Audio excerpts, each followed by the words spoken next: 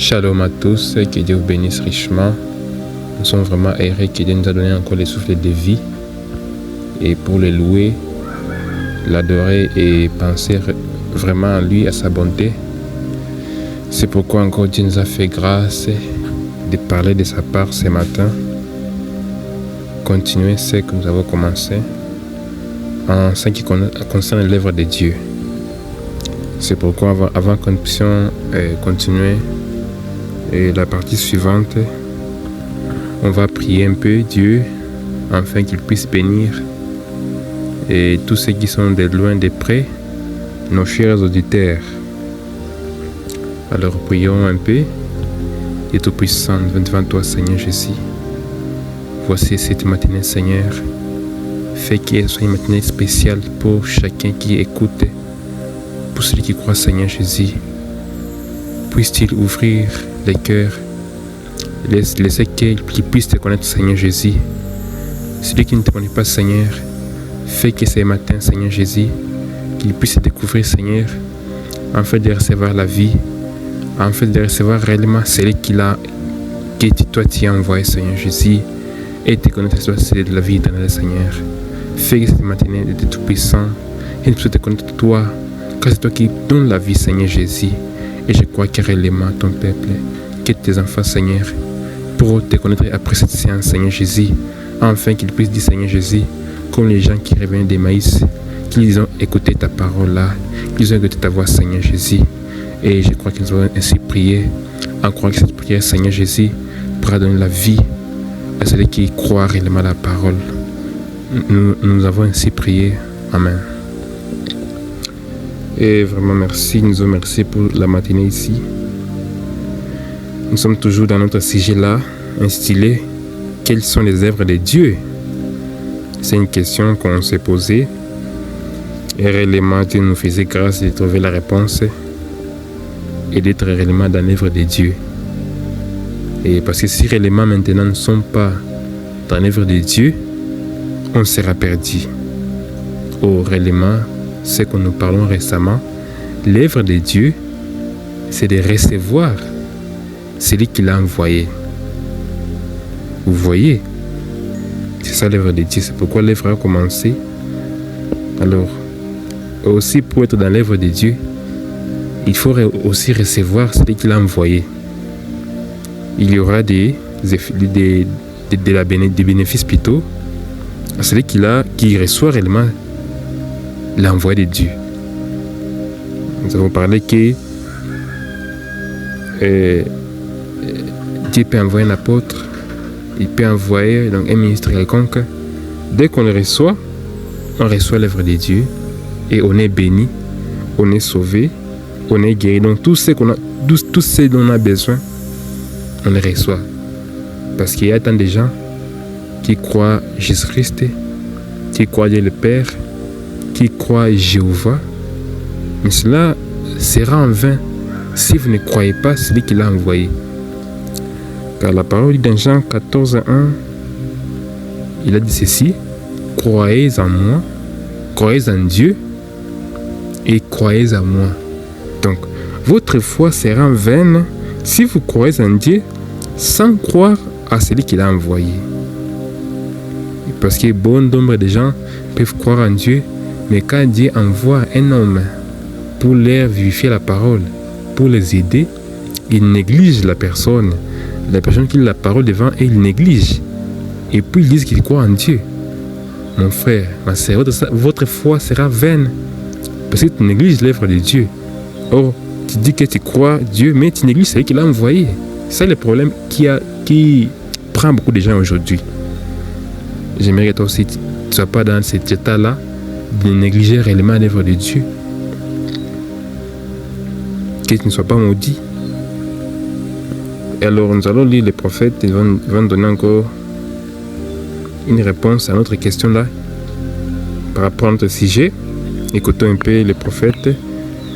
Seulement, nous lisons dans la brochure qui sont les œuvres de Dieu, paragraphe 30. Et ça dit ceci: c'était là Jésus hier, les signes du Messie hier, cela doit être les signes du Messie aujourd'hui. Donc, Les signes du Messie, donc, les Messies, ça veut dire quoi? Les oins. Donc celui que Dieu envoie, étant de son esprit, il est le Messie de cette terre ici. Et comme la parole dit que c'était le Messie hier, ce sera le Messie aujourd'hui. Vous voyez? Continuons. Il y avait des gens qui s'étaient nés là, bien sûr, qui ne croyaient pas cela. Vous voyez?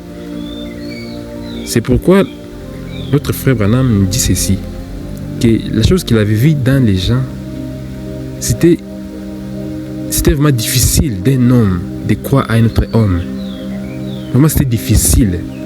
Et cela fait beaucoup aux gens d'aujourd'hui. Parce que ce sont des gens qui ne croient pas réellement. Donc, ils ne croient pas en l'autre. Voilà pourquoi le prophète nous dit maintenant qu'il y avait des gens qui ne croyaient pas. Des braves hommes, hautement instruits. Des rabbins, des docteurs de la loi, des grands hommes, des saints dans la vie, desquels vous ne pourrez pas voir quelque chose à dire. Voilà. C'est-à-dire quoi? Au temps de Jésus, ceux qui ne croyaient pas, c'était des grands hommes, des gens qui étaient instruits, qui respectaient les 10 commandements. Donc, que tu pouvais voir et dire réellement, ça, ce sont des hommes qui sont saints. Mais ils ne croyaient pas en Dieu. C'est pourquoi Dieu ne compte pas vraiment ce que tu fais. Il compte ce que lui a fait pour toi, Calvaire. C'est pourquoi il faut recevoir réellement ce que lui l'a envoyé. Parce que même si tu faisais quoi que ce soit, c'est bien, c'est une morale. Donc tous ceux qui se respectent ne pas faire cela. Parce que c'est une morale. Mais cela ne dit pas que tu es un chrétien, mais tu es un croyant. Non. Être croyant, c'est quand on reçoit les messages de son ère. On reçoit celui que Dieu a envoyé. Vous voyez? Et si on trouvait quelque chose à dire, à les reprocher, on les lapidait. Donc si tu trouvais réellement quelque chose à reprocher aux pharisiens, aux scribes, on lapidait ces gens-là. Donc si réellement tu avais quelque chose à reprocher à ce temps-là, on te lapidait. Vous voyez? C'était ici d'une lignée des ministres des vieilles des centaines d'années. Ils connaissaient toute la loi. Comprenez, mes chers amis? Ces gens, les pharisiens, les scribes, les sadducéens, connaissaient la loi. Mais cela ne dit pas qu'ils étaient sauvés. Non. Ils étaient des incroyants. Même s'ils connaissaient la loi de Moïse, mais ils ne pouvaient pas recevoir Jésus. Or, à ce temps-ci, Jésus encore vient dans la même forme, parce qu'il ne change pas de manière. Mais les gens ne le croient pas. C'est ce qui cause à ce que les gens puissent tomber, puissent être perdus. Parce que le péché, c'est l'incrédulité. Donc, le fait de ne pas croire à celui que Dieu a envoyé. Continuons. Connaître la Bible, c'est une chose, mais connaître l'auteur de la Bible, c'est en est une autre. Voilà, c'est ça le problème. Donc, on peut connaître la Bible, mais on ne connaît pas l'auteur de la Bible. Donc, ce sont des choses qui sont différentes. Mais ce qui est merveilleux, c'est là où on connaît l'auteur de la Bible. Parce que si tu connais l'auteur, il pourra te conduire à connaître sa parole. Il faut connaître lui. D'abord. Parce que les scribes, les sadducéens connaissaient réellement la loi de Moïse, les 10 commandements. Mais ils ne connaissaient pas l'auteur qui était Jésus. Ils ne le connaissaient pas. Alors, vraiment, toi aussi, connaissez l'auteur de la parole. Jésus, à ce temps-ci, il est la parole. Donc, il faut d'abord connaître l'élément qu'il a envoyé, afin qu'il puisse te connaître.